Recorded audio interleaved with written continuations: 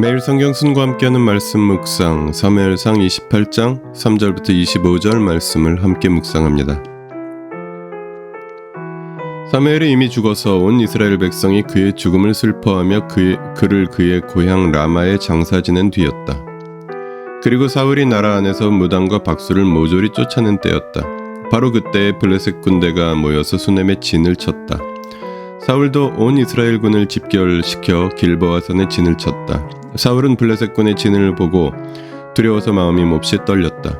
사울이 주님께 물었으나 주님께서는 그에게 꿈으로도 우림으로도 예언자로도 대답하여 주지 않으셨다. 그래서 사울은 자신의 신하들에게 명령하였다. 망령을 불러 올리는 여자 무당을 한 사람 찾아보아라. 내가 그 여인을 찾아가서 물어보겠다. 사울의 신하들이 그에게 말하였다. 엔돌에 망령을 불러 올리는 무당이 한 사람 있습니다. 사울은 다른 옷으로 갈아입고 변장한 다음에 두 신하를 데리고 갔다. 밤에 그들이 여인에게 이르렀는데 사울이 그에게 말하였다. 망령을 부르는 술법으로 내가 당신에게 말하는 사람을 나에게 불러 올려주십시오. 그러나 그 여인이 그에게 대답하였다. 이것 보시오. 사울이 이 나라에서 무당과 박수를 모조리 잡아 죽인 것은 당신도 잘 아시지 않습니까? 그런데 왜 당신은 나의 목에 올가미를 씌워 나를 죽이려고 하십니까? 사울이 주님의 이름을 걸고 그 여인에게 맹세하였다. 주님께서 확실히 살아계심을 걸고 맹세하지만 당신이 이 일로는 아무런 벌도 받지 않을 것이요. 그 여인이 물었다. 내가 당신에게 누구를 불러 올릴까요? 사울이 대답하였다. 나에게 사무엘을 불러 올리시오. 그 여인이 사무엘이 올라온 것을 보고 놀라서 큰 소리를 질렀다.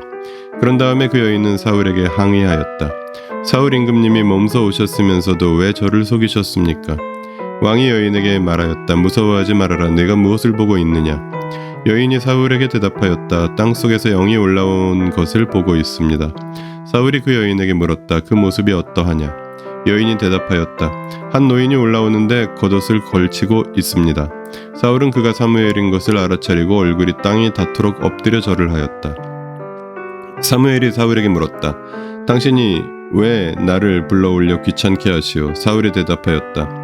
제가 매우 궁지에 몰려 있습니다. 블레셋 사람이 지금 저를 치고 있는데 하나님이 이미 저에게서 떠나셨고 예언자로도 꿈으로도 더 이상 저에게 응답을 하지 않으십니다. 그래서 제가 무엇을 어떻게 해야 하는지 알고 싶어서 이처럼 어른을 뵙도록 해달라고 부탁하였습니다. 사무엘이 책망하였다. 주님께서는 이미 당신에게서 떠나 당신의 원수가 되셨는데 나에게 더 묻는 이유가 무엇이오? 주님께서는 나를 시켜 전하신 말씀 그대로 당신에게 하셔서 이미 이 나라의 왕위를 당신의 손에서 빼앗아 당신의 가까이에 있는 다윗에게 주셨소.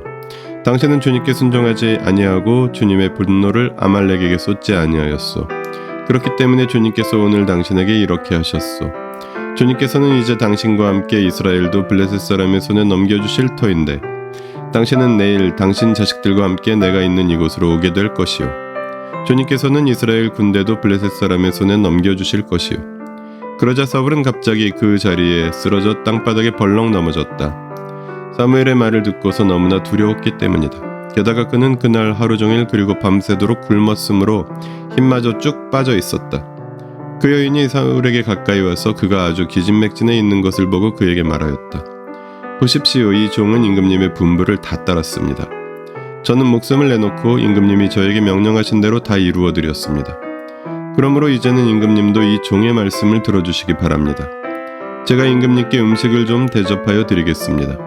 임금님이 길을 더 가시려면 기운을 차리셔야 하니 음식을 드시기 바랍니다. 그러나 사울은 아무것도 먹고 싶지 않다 하고 말하면서 그 여인의 청을 거절하였다.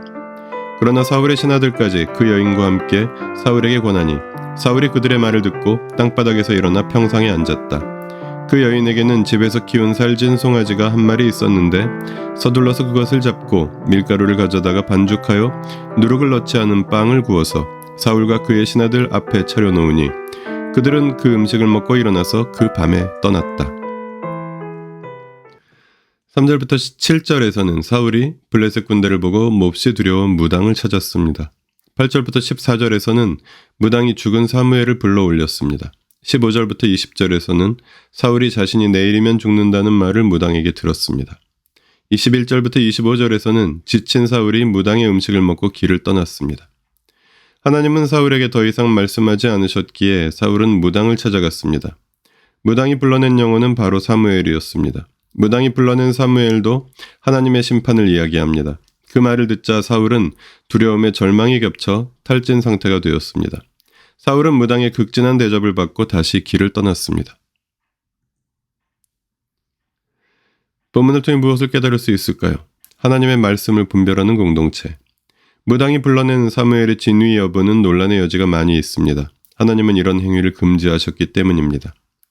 그런데도 문제는 이 점괘가 실제로 이루어진다는 데 있습니다. 선택의 연속인 인생에서 올바른 선택을 위해 그때마다 하나님의 뜻을 알고 행동하는 것은 쉽지 않습니다. 그러나 하나님께서는 사무엘서 당시와 달리 모든 성도가 영원히 듣고 따를 성경의 계시를 완성하셨습니다. 개별적인 사람마다 구체적인 행동 지침이 명확하게 나와 있지는 않지만 하나님을 사랑하고 자신을 사랑하고 이웃을 사랑하며 세상을 사랑하는 원칙을 상황에 맞게 적용하는 지혜로 말씀을 분별하는 것은 모든 그리스도인이 가능합니다. 그래서 우리는 말씀을 묵상하는 공동체를 세워가고 있습니다. 본문을 어떻게 삶에 적용할까요? 하나님의 말씀을 순종하는 공동체. 중요한 것은 말씀을 통해 하나님의 뜻을 분별하는 것은 순종을 전제로 한다는 것입니다. 겸손히 순종하는 사람은 하나님의 인도하심을 받습니다.